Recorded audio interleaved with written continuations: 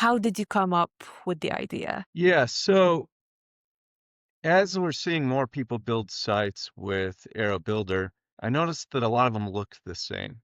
And so I wanted to start understanding why that was happening. And thankfully, Airo Builder's gotten far enough along now that I can do research projects right in Airo Builder. So I started creating an app where my goal was just to have it create a bunch of different home pages, to kind of mimicking the sort of basic prompts most people use to build to understand does that match the results I had been seeing? And it did. And then so my next step was to start taking screenshots of those sites that I had built and then feed them into Claude Opus 4.5 to have it start doing some analysis on them and kind of identifying the sorts of things in the sites I'd built that seemed super generic. So it's kind of use that human process mixed with AI to help we quickly do a bunch of analysis. And then from that, I was able to start figuring out, well, what would new prompts be that would create better versions of those sites?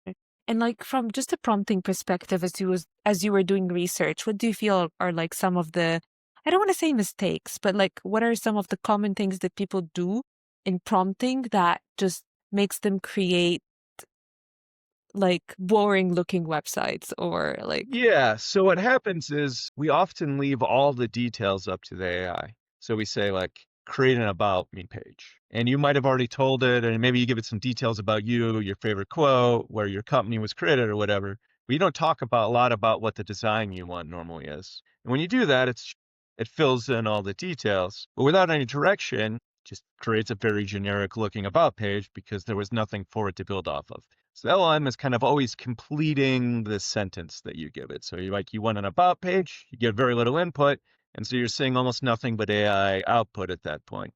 Where if you start adding more direction, like that could be the colors you want to see, or I want to see this style of images, or maybe you really like those bento grids that Apple always uses on its website. So if you mention something Mhm, like that, then it'll start bringing those elements in. And that's, I don't know, it's necessarily a mistake, but if you really care about the visual output, you need to give it some mhm. direction, or you do tend to get something that looks pretty generic.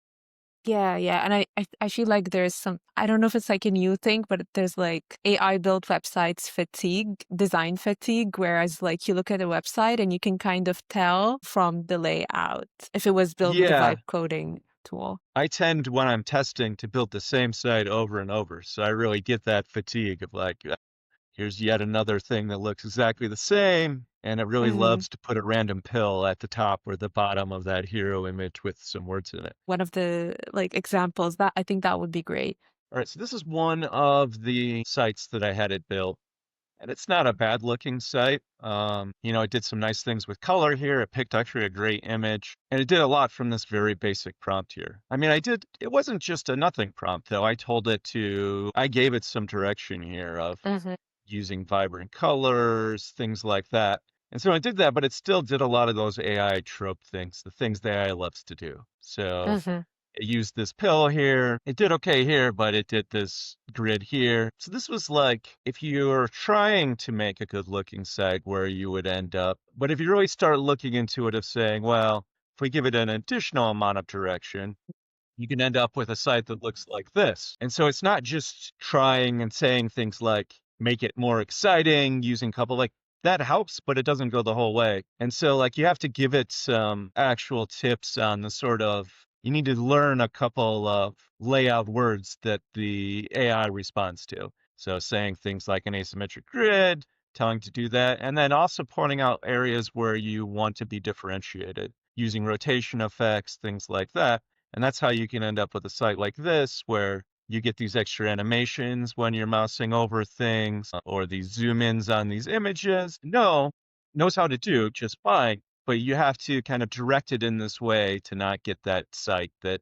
was pretty good, but really still looked like it was created from a template rather than something that was new. And if you start with like a more generic topic, like you're doing something boring, like building a legal professional services website, it tends to be even worse because you're not going to say, create this bright and exciting site. In this case, it wouldn't really fit with the company. And you really end up getting a lot of things like this, of this very basic grid of cards over and over through your sites. We can kind of apply some of those same rules of asking it to push outside the bounds a little bit more. It's still not going to be as fancy of a site as that creative site. It wouldn't make sense for buying your lawyer to have that sort of look, but we can do things to give it a premium feel where we're using multiple columns for the layout, using these less boring cards, bringing in some iconography, doing a timeline here. And, the topic is still boring, but we can get a much better site just by changing how we prompt. So far, we've rolled out an automatic prompt enhancement for your very initial prompt. Since we know right off the bat, most people are focused on understanding what their new site will look like, we take the prompt that you give us and we use an LLM to apply those same rules that I was applying there, specifying more details so that you get a more interesting looking site. So that's happening out of the box, at least for your initial prompt. And we're going to be looking at how we can identify the correct moments to do that same work when you're building Mm. additional pages, but that hasn't rolled out yet. Hopefully in the next couple weeks, we'll identify that. That's great. I'm so excited to get to see all the new amazing websites that our customers will get to build with that. What is something else that is going to happen that you're very excited about? Well, I'm hoping soon we'll make it a lot easier to add AI to your own apps. Right now, you can do it, but you really have to know a lot of details to tell Airo Builder on how to accomplish that. But soon we should have that built right in so anybody can add AI summarization to the things they're building or even a chatbot for support to their website. Oh, that's so cool.